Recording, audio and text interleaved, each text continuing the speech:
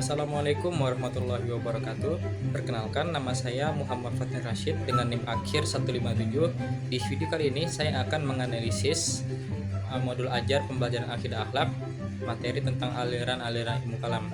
Di sini untuk memenuhi UAS pada mata kuliah pembelajaran akidah akhlak di madrasah. Bisa dilihat di cover.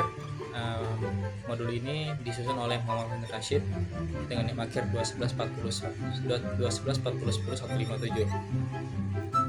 Baiklah, kita masuk kepada modul ajarnya. Di sini ada bagian pertama, yaitu informasi umum. A. Identitas modul. Nama Muhammad Fatin Rashid. Instansi MA Husnul Khotimah. Tahun pelajaran 2023-2024. Satuan pendidikan Madrasah Aliyah. Elemen akidah akhlak. Kelas 11 ganjil, semester ganjil.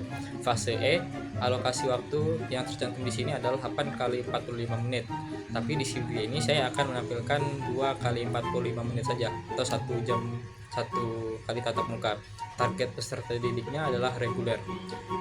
Model B, model pembelajaran. Model pembelajaran yang saya gunakan di sini adalah model pembelajaran kooperatif.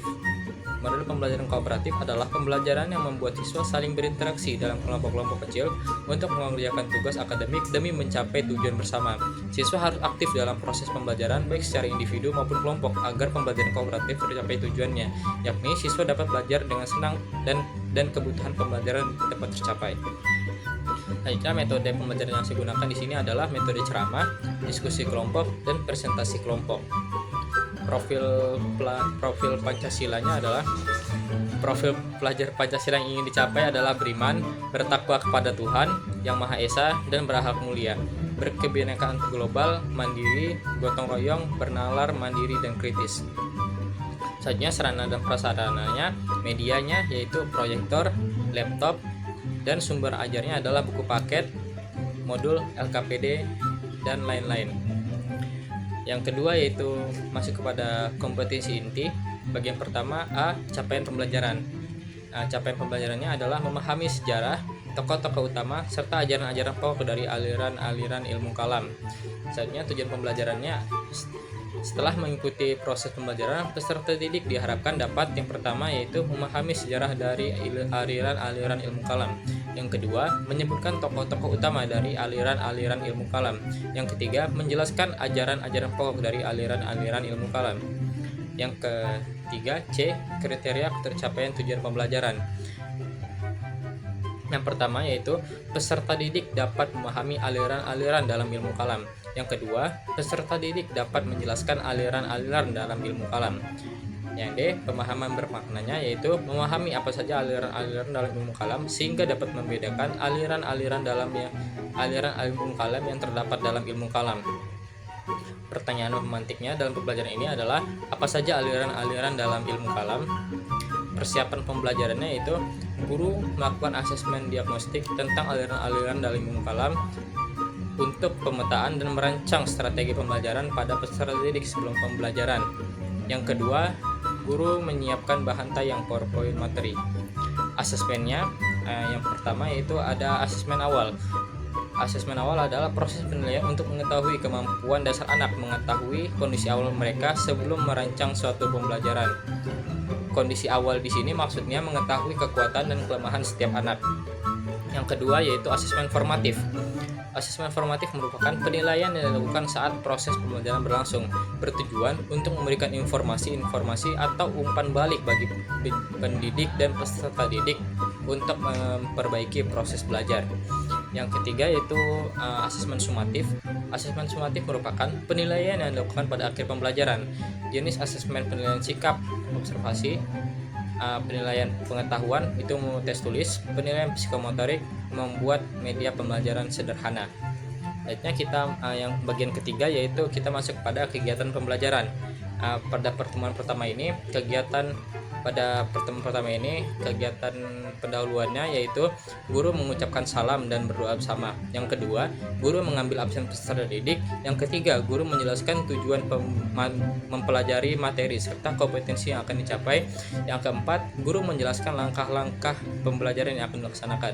Nah, di kegiatan pendahuluan ini waktunya adalah 10 menit. Yang kedua, masuk pada kegiatan inti. Alokasi waktunya adalah 70 menit. Di dalam kegiatan inti, peserta didik menyimak penjelasan guru tentang aliran Al-Khawarij dan aliran Syiah. Yang kedua, peserta didik mengamati tayangan slide tentang aliran Khawarij dan aliran Syiah. Yang ketiga, peserta didik membaca materi di buku teks. Yang keempat, guru membagi peserta didik menjadi beberapa kelompok. Yang kelima, peserta didik berdiskusi untuk menganalisis tentang aliran Khawarij dan aliran Syiah masing-masing. Dan yang terakhir, yang keenam, kelompok secara bergantian memaparkan hasil diskusinya di depan kelas. Kegiatan penutupnya, alokasi waktunya adalah 10 menit. Yang pertama, guru mengadakan refleksi hasil pembelajaran. Yang kedua, guru mengajak peserta didik menyimpulkan bersama materi pembelajaran. Yang ketiga, guru mengadakan tes baik tulis maupun lisan. Yang keempat, guru memberikan tugas mandiri secara individu. Yang kelima, guru menjelaskan secara singkat materi yang akan dipelajari pada pertemuan berikutnya. Dan yang terakhir, yang keenam, guru mengajak berdoa akhir untuk mengakhiri majelis dan dilanjutkan dengan salam. Selanjutnya kita masuk kepada lampiran. Bagian lampiran yang pertama itu tadi ada asesmen awal yang tadi saya sebutkan di awal tadi. Asesmen awal merupakan asesmen dilakukan sebelum kegiatan pembelajaran dimulai untuk mengetahui kesiapan peserta didik dalam mengikuti pembelajaran. Nah, di sini saya akan pertanyaannya adalah yang pertama, apakah Anda sudah tahu apa saja aliran-aliran dalam ilmu kalam? Yang kedua, apakah Anda sudah tahu apa saja aliran-aliran ajaran-ajaran dalam ilmu kalam? Nah, teman-teman bisa lihat di sini contoh di hasil asesmennya. Dan kemudian itu ada asesmen formatif. Asesmen ini dilakukan ketika proses pembelajaran berlangsung, ketika peserta didik berdiskusi atau presentasi. Nah, di sini ada contoh dari rubrik observasi yang dilakukan. Teman-teman bisa lihat sendiri di sini. Selanjutnya yaitu asesmen sumatif. Asesmen ini diperoleh dari hasil lembar peserta didik baik tes tulis dan tes performa sesuai dengan materi yang diajarkan. Teman-teman bisa lihat di sini adalah contoh dari LKPD-nya. Di sini ada bentuk soalnya. Yang pertama, jelaskan sejarah dari masing-masing aliran ilmu kalam. Yang kedua, sebutkan tokoh-tokoh penting dari masing-masing aliran ilmu kalam. Yang ketiga, jelaskan ajaran-ajaran dari masing-masing aliran ilmu kalam. Yang keempat, jelaskan perbandingan dari masing-masing aliran ilmu kalam.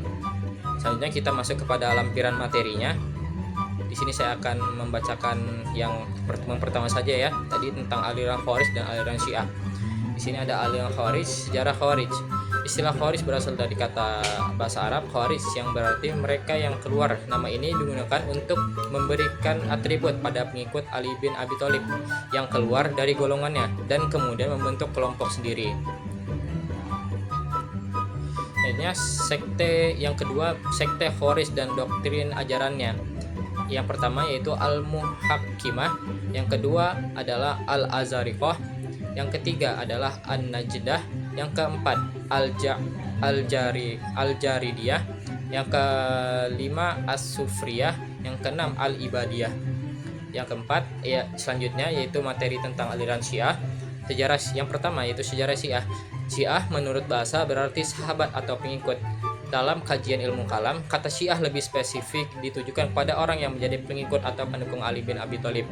Jadi Syiah ini merupakan pengikut setia Ali bin Abi Thalib. Kalau tadi Khawarij adalah orang yang dulunya mengikuti Ali bin Abi Thalib lalu keluar. Kalau Syiah ini tetap setia pada imam mereka yaitu Ali bin Abi Thalib.